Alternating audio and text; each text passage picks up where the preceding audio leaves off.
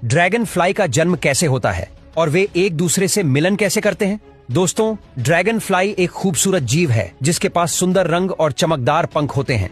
इन dragon fly को देखते ही हमें अपने बचपन की याद आती है, क्योंकि हम सबने अपने बचपन में इन ड्रैगन फ्लाईज के साथ खूब खेला है। दोस्तों, इस प्रक्रिया में सबसे पहले नर और मादा का मिलन होता है और इनके मिलन की यह प्रक्रिया 15 से 20 मिनट तक चलती है। जैसे ही इनके मिलन की यह प्रक्रिया समाप्त होती है, मादा नर से अलग हो जाती है और इसके 1 हफ्ते बाद मादा अंडे देने के लिए तैयार हो जाती है। दोस्तों, इस जीवन चक्र में मादाओं के अंडे देने की प्रक्रिया बहुत ही कमाल की होती है। मादा ड्रैगन फ्लाई नदियों और तालाबों में मौजूद पौधों पर बैठकर अपनी पूंछ को पानी में डालती है और अंडे देने की प्रक्रिया शुरू करती है। आपको बता दूं कि मादा ड्रैगन फ्लाई एक बार में 100 से 200 अंडे दे सकती है। लगभग 5 से 10 मिनटों में यह सारे अंडे दे देती है और जैसे ही मादा सारे अंडे दे देती है, वह अंडों को उसी के हाल पर छोड़कर चली जाती है। अब प्रक्रिया शुरू होती है इस जीवन चक्र के अगले चरण की। लगभग 1 हफ्ते के अंदर ही अंडों से लार्वा बाहर निकलता है और कुछ ही हफ्तों में यह विकसित होकर एक जीव का रूप ले लेता है। इस जीव को